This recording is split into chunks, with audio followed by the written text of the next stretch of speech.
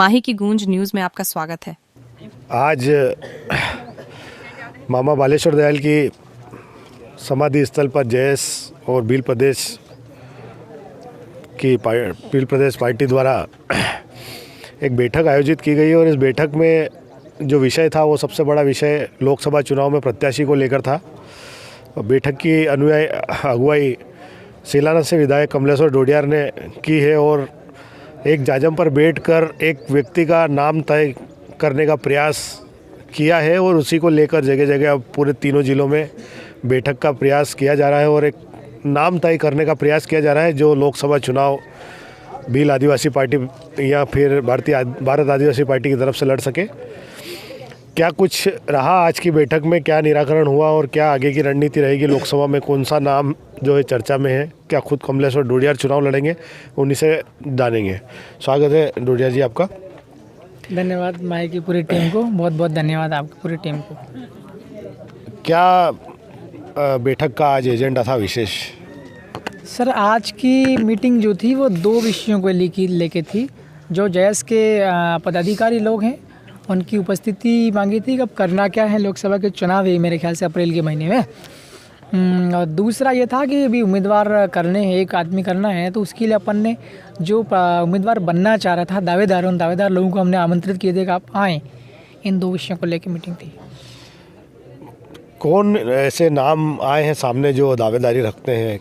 आपने कहा कि बाहर से भी चुनाव लड़ते हैं, सब दूसरी पार्टी के लोग बाहर से चुनाव जाके लड़ लेते हैं। मोदी जी का उदाहरण दिया, राहुल जी का उदाहरण दिया, तो क्या इस स्ट्रेटजी पे काम कर रही है भारत आदिवासी पार्टी के बाहर से कोई नया चेहरा लाया जाए? सर देखिए, लोकसभा चुनाव होता है वो बहुत बड़ा चुनाव होता है। मेरे ख्याल से एग्जैक्ट मैं नहीं बता पा रहा हूँ, लेकिन 800 से ज़्यादा पंचायत हैं पूरी लोकसभा सीट पर।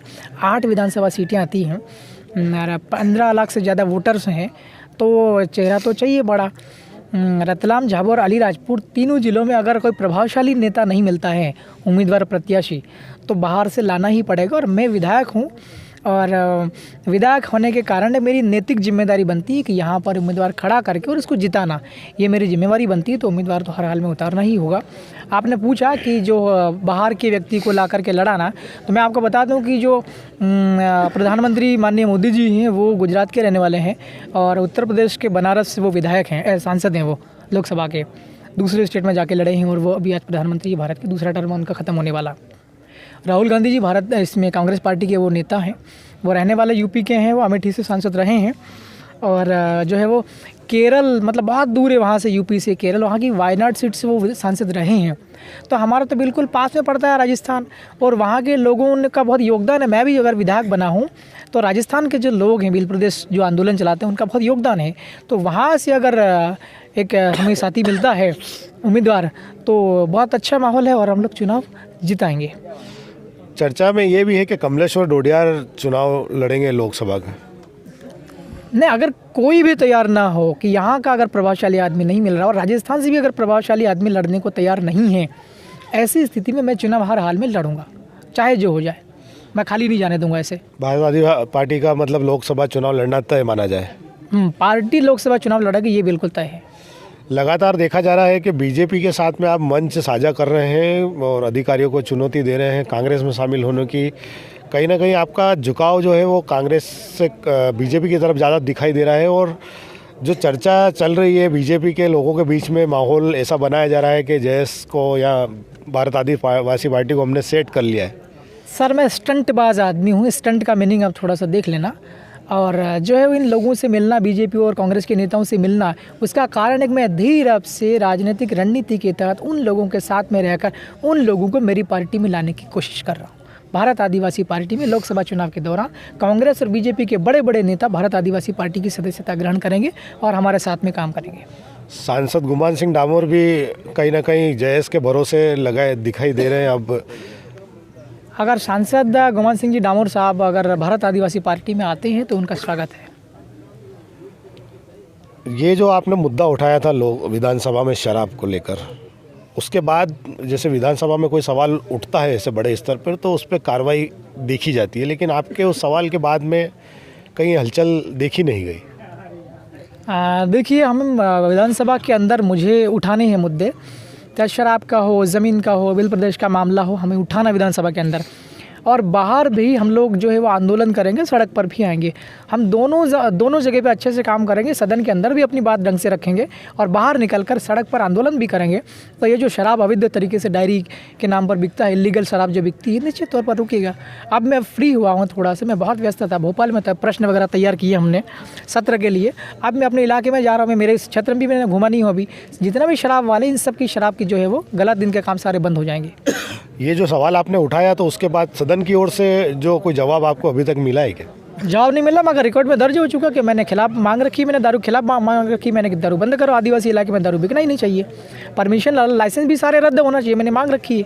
और अगर वहाँ अंदर सदन में सुनवाई नहीं होगी तो मैं अगली बार तो हम लोग जो है 50 से ज़्यादा विधायक जाएंगे, हम लोग सब जीतेंगे अगली बार में। मगर इस बार भी अगर मैं अकेला ज़रूर हूँ, अपनी बात पुरजोर तरीके से सदन के अंदर मैं रखूँगा और वहाँ सुनवाई नहीं होती है तो फिर मैं बाहर सड़क पर अपना काम करूँगा, सड़क पर आंदोलन करूँगा मैं। कमलेश्वर डोडियार ने गाड़ी खरीद लिया, भोपाल बाइक से नहीं जाएगा। देखिए साहब, गाड़ी खरीदने के 2 कारण हैं। एक समय कवरेज करने के लिए, क्योंकि मैं 4-5 वो विवाद में भी रहा हवाई जहाज़ में कि समय बहुत कम होता है और कम समय में अगर ज़्यादा काम करना, दूर जाना है तो इसलिए फ़्लाइट में लोग बैठते हैं।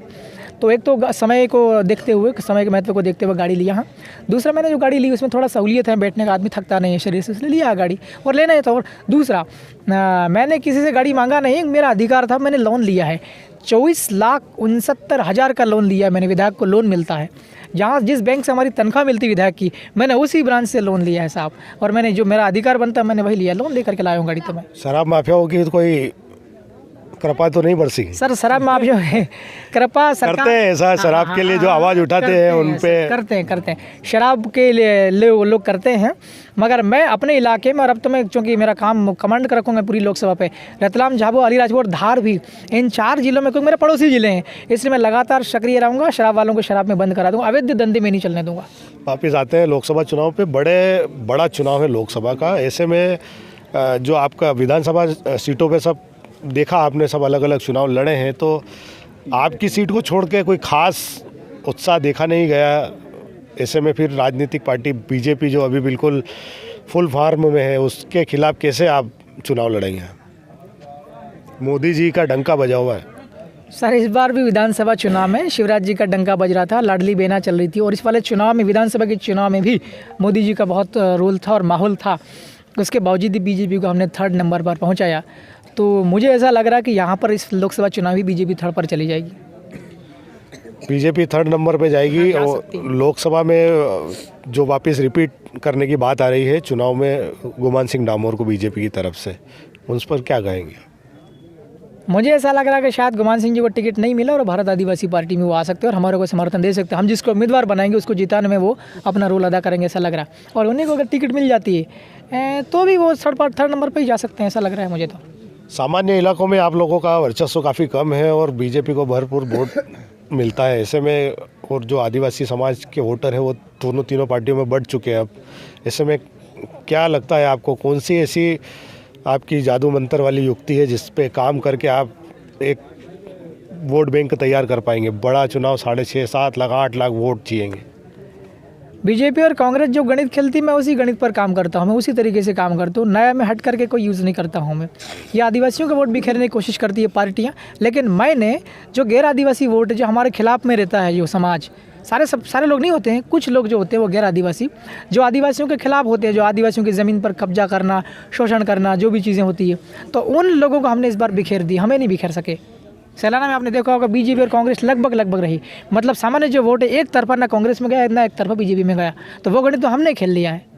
भारत आदिवासी पार्टी के बैनर तले बैठक है, आप विधायक हैं उस पार्टी से, और देखने में आ रहा है कि यहाँ स्थानीय जो नेता है, जो आपके राष्ट्रीय प्रदेश अध्यक्ष हैं, उपाध्यक्ष हैं, या जो स्थानीय जयस के जो लोग आपसे जुड़े हुए हैं, वो यहाँ दिखाई नहीं दे रहे। सर ये तो आपने नोटिस किया ही होगा ना, मैं भी विधायक बना हूँ भारत आदिवासी पार्टी से, और मेरे प्रचार में भी यहाँ के पदाधिकारी नहीं आए, तो कुल मिलाकर ये इलीगल है। मतलब एक वोट कह सकते हैं ना, अवैध टाइप सा, कि इनवैलिड है, वो वैलिड नहीं है, क्योंकि ये कार्यकारिणी किस तरीके से बनाई, किस आधार बनाई, ये तो गलत है, सबको लग ही रहा है। कोई उन्हें मानता नहीं और वो कुछ काम नहीं कर रहे हैं। काम करने होते तो मुझे ये मीटिंग लेने की क्या जरूरत है? 20 दिन बाद तो वो लग रही है, आचार संहिता लग रही है 11 फरवरी के आसपास, तो ये लोग काम क्यों नहीं कर रहे? यही झगड़ा जयस में चला था कि ये काम नहीं कर रहे, ये अलग इलीगल बैठक करते हैं, ये अपने पदाधिकारी घोषणा। अब यही झगड़ा भारत आदिवासी पार्टी में शुरू हो गया। कैसे चलेगा सब? जादुई तरीके से जितने भी नाराज़ लोग हैं सारे लोगों को हम लोग मना लेंगे, हो जाएगा। वो सैलाना में भी था, मेरे खिलाफ भी माहौल था। मैंने नामांकन फार्म भरा, उस दिन भी मैं अकेला गया था 2-4 अपने परिवार के लोगों को लेकर के, तो माहौल मेरे खिलाफ में था। लोगों ने मुझे जाति से बाहर कर दिया, मेरे ही लोगों ने, जिनको मैंने चुनाव जितवाने में काम किया, जिनको है ना, जिनको हम लोगों ने चुनाव जितवाने में मेहनत करी, उन्हीं लोगों ने मेरे को जाति से बाहर कर दिया था। मैं फिर भी विधायक बन के आया हूँ, तो वैसा वैसा चमत्कार हो सकता है इस बार आ जाए। उम्मीदवार हम किसी और को बना सकते हैं और इसको लोकसभा जितवा सकते हैं। महिला कानून भी आ चुका है, अब लोकसभा में महिलाओं का भी प्रतिशत तय हो चुका है। ऐसे में क्या भारत आदिवासी पार्टी के पास कोई ऐसी महिला भी है जो इस बड़े चुनाव में मैदान में उतरे? बबीता कच्छप जी करके हैं, जो भील प्रदेश की बहू हैं, मगर उनका नेचर हम सब उनके छोटे भाई की तरह है। बबीता दीदी करके हैं, उनके ऊपर में विचार चल रहा है, लोग चाह भी रहे हैं उनको, काफ़ी सारे लोग, लेकिन अब वो खुद सहमत होती है कि नहीं इलेक्शन लड़ने के लिए, वो देखा जाएगा। अगर वो हरी झंडी देती अपनी ओर से, खुद स्वेच्छा जताती हैं लड़ने के लिए, तो फिर वो है, अगर महिला के हिसाब से देखा जाए तो। जिनको आपने तीसरे नंबर पे धकेला बीजेपी से, संगीता आचार्य पूर्व विधायक को, उनका भी नाम है लोकसभा की चर्चा में बीजेपी की तरफ से। सर मेरा ये मानना है कि परिस्थितियाँ ठीक ठाक रही तो हर हाल में, चाहे बीजेपी से संगीता मैडम जी रहे या कोई और रहे, चाहे गुमान सिंह जी डामोर साहब रहे, सिटिंग अभी जो वर्तमान में है वो, ये कोई भी इनमें से उम्मीदवार बने, थर्ड पे ही जाएंगे। मुझे ऐसा लग रहा, अगर ढंग से हमने काम कर लिया हम फर्स्ट पर, कांग्रेस सेकंड पर आ सकती है, बीजेपी। मोदी जी की चुनौती को आप कैसे देखते हैं? मोदी जी का जो पूरा चल रहा है, अभी राम मंदिर का उद्घाटन कल होना है और उसको लेकर जो पूरा माहौल अभी बना हुआ है, लोग उस माहौल से क्या चुनाव के पहले बाहर आ पाएंगे? क्योंकि मुझे लगता है कि दरवाज़ा खटखटा कर सिर्फ बीजेपी को बोलना है जय सिया राम।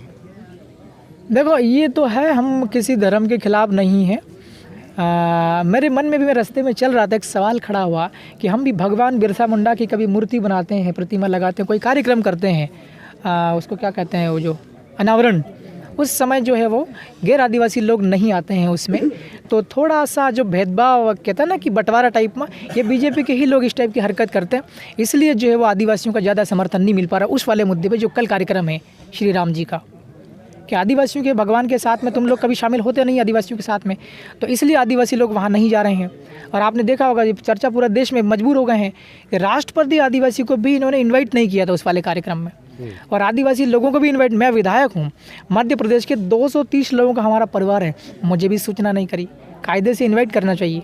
हम अगर कोई भी कार्यक्रम करेंगे आदिवासियों का तो हम तो बिल्कुल इनको बुलवाएंगे, बीजेपी के लोगों को, कांग्रेस के लोगों को, तो कितने बड़ी गलती करिए, खुद ही इनके पैरों पर कुल्हाड़ी मार रहे हैं। बीजेपी ने तो खुद के नेताओं को भी नहीं बुलाया, कई बड़े नेताओं को, कई बड़े आदिवासी नेताओं को निमंत्रण नहीं मिला। झाबुआ जिले से एक राजाराम कटारा जी है शिवगंगा के, केवल उनको आमंत्रित किया गया। मेरे ख्याल से सांसद की ओर से भी ऐसा कोई दिखाई नहीं पड़ा कि उनको कोई निमंत्रण मिला है। मैं खुश हूँ, अगर बीजेपी हमारे आदिवासी लोगों को वहाँ नहीं बुलाती है, बेइज्जती करती है, तो हमें फ़ायदा होगा। I am very happy. आगे क्या रणनीति अब कमलेश्वर डोडियार की, क्या विधानसभा में नया मुद्दा लेकर जाने वाले हैं? मेरे यहाँ इस लोकसभा की दृष्टि से 8 कार्यालय, एक कार्यालय मेरा खुद का सैलाना जो है वही चलेगा, सरकारी कार्यालय भी है वो, और हम निजी स्तर पर जो हमारा सामाजिक और पार्टी के स्तर पर, संगठन के स्तर पर 8 कार्यालय भी खोलने वाले हैं बहुत जल्दी। नई संरचना होगी क्या भारत आदिवासी पार्टी की? जो लोग पदाधिकारी है उनको हटाया जाएगा या उनको सामंजस्य बिठाया जाएगा, क्या चलेगा? पूरी संभावनाएं होगा, और नहीं होगा तो भी हमें कोई फर्क नहीं पड़ेगा। हमें एक आदमी लड़ाना है और लड़ा करके जिताना है, पूरी कोशिश करेंगे जिताने की हम। हीरालाल अलावा से कोई बातचीत, क्योंकि वो कांग्रेस का प्रतिनिधित्व कर रहे हैं? अब सर सीनियर है और वहाँ हम लोग मिलते हैं, उनका मार्गदर्शन भी मुझे मिलता है, बीजेपी के भी मिलते हैं, यहाँ मैडम निर्मला जी मंत्री जी वो भी मिलते हैं, उनका भी हमें मार्गदर्शन मिलता रहता है। तो वहाँ तो एक परिवार के रूप में हम लोग, कोई इशू नहीं है, और यहाँ भी कोई मनमुटाव नहीं है। हमसे निवेदन किया था कि आपको उम्मीदवार हमारे सामने मत उतारो, सलाना मैंने नहीं उतारा, इस बार भी हमारे यहाँ पर सपोर्ट करेंगे, वो इंटरनली जो बनता है समाज। विपक्ष खत्म होता जा रहा है बीजेपी के आगे, ऐसे में चुनाव अलग अलग पार्टियां बंटवारों में लड़ रही है, तो बीजेपी को फायदा होता दिख रहा है।